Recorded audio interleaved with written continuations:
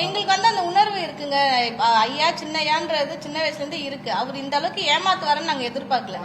ஐயாவும் இருக்கட்டும் சின்னையாவும் இருக்கட்டும் 2 பேருமே ஏமாத்திருக்காங்க. முக்கியமா வந்து சின்னையாக்காக தான் இந்த கட்சியை வந்து கட்சியில இருந்து கொள்கையில இருந்து எல்லாத்துலயுமே வெளியே வந்தாரு ஐயா. நான் உதாரணத்துக்கு ஒன்று சொல்றேன். எங்க அப்பாவோட கடைசி காலத்துல தைலாபுரம் தோட்டத்துக்கு போயிருக்காங்க. அங்க வந்து என்ன நடந்துச்சுன்னு தெரியல, என்ன ஆச்சுன்னு தெரியல.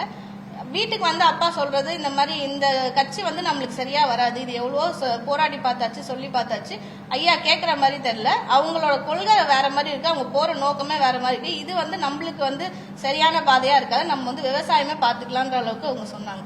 அப்ப அவங்க அந்த அளவுக்கு அவங்க பேசியிருக்காங்க. கடைசி காலத்துல கூட கடைசியா வீட்டுக்கு வந்து கூட நீ வந்து பேட்டி கூட அது கொடுங்க, கடைசி என் உயிர் தானே வேணும் எடுத்துக்கோங்க அப்படின்னு தான் சொல்லி ஐயாக்காகவே ஐயா துரோகம் பண்ணாரும் ஐயான்ற ஒரு வார்த்தைக்காக இத்தனை வருஷமா கூட இருந்தார். மூத்த பிள்ளையா கடைசி வரலையும் அவர் தான் உண்மையா இருந்தார்.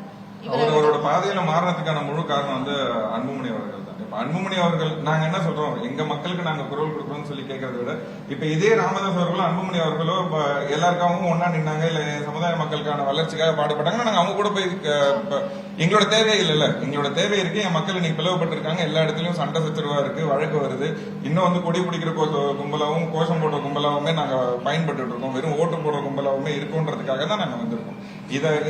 இந்த கோரிக்கையை வந்து ராமதாஸ் அவர்களும் அன்புமணி அவர்களும் நிறைவேற்றி மக்களுக்கான இடஒதுக்கீடுக்காகவும் மக்களுக்காக நின்னாங்கன்னா நாங்க அமைதியா நிக்க போறோம். ஐயா தேவர் அவர்களை முன்னிறுத்தி எப்படி வந்து அந்த சமுதாய மக்கள் வளர்ந்துச்சோ அதே போல மாவீரன் காடுவெட்டியார் அவர்களை முன்னிறுத்தி எங்க சமுதாயம் வந்து வளரணும் அப்படின்னு சொல்லி கேட்டுக்கொள்றோம். நாங்க வந்து இப்ப நான் ஒன்னும் தப்பா கேட்கல. இந்திய அரசியல் அமைப்பு படி சரியான கணக்கெடுப்பை எடுத்து ஊதிய பங்கெடுப்பு தரணும் அப்படின்னு தான் சொல்லி கேட்டுக்கிறேன். இப்போ எங்க மக்களுமே நீங்க சொல்லிட்டே இருக்கீங்க, கொள்கை வந்து சமூக நீதினு சொல்றீங்க, பேரு வந்து உங்க அப்பாவோட பேர் வச்சிருக்கீங்க, எல்லாமே சுத்தி வச்சு பார்க்கும்போது சமூக நீதினு எங்க வருது? அந்த சமுதாயத்துக்காக தான் அவர் வந்து பாடுபட்டாரு. எங்க அப்பா வந்து அந்த சமுதாயத்துக்காக தான் உண்மையிலே பாடுபட்டாரு. அனைத்து சமுதாயமும் வளரணும் தான் நாங்க நினைக்கிறோம். எங்க சமுதாயம் மட்டும் நான் சொல்ல, நான் இந்தியால அரசியல் அமைப்பு படி கணக்கெடுப்பு எடுத்து எல்லா சமுதாயத்துக்கும் சரியான பங்கெடுப்பு கொடுக்கணும்னு தான் நான் கேட்டுக்கொள்றேன். எங்க சமுதாயம் மட்டும் வளரணும் எல்லாருக்கும் அப்படின்னு சொல்ல, யாருக்கும் அதிகமாவும் வேணாம் கம்மியாவும் வேணாம், அவரு விட்டுட்டு போனதை இதை தொடர்ந்து ஆரம்பிக்கணும் அப்படின்னு சொல்லி ஒரு நோக்கத்தோட தான் இதை ஆரம்பிக்கணும்.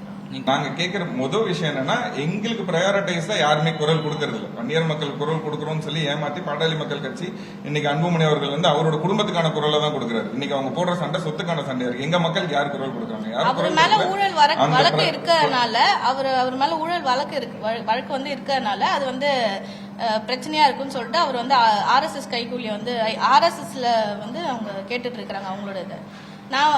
நான் சொல்ல ஐயாவே தான் சொல்லியிருக்காது, நீ வந்து RSS கைகூலி அப்படின்னு சொல்லிட்டு இருக்காங்க. அப்ப நீங்க இன்னும் வந்து காசுக்காக தான் இந்த மக்களை வந்து இன்னும் ஏமாத்திட்டு இருக்கீங்க. இன்னும் யாருக்குமே எதுவுமே நீங்க செஞ்ச பாடல.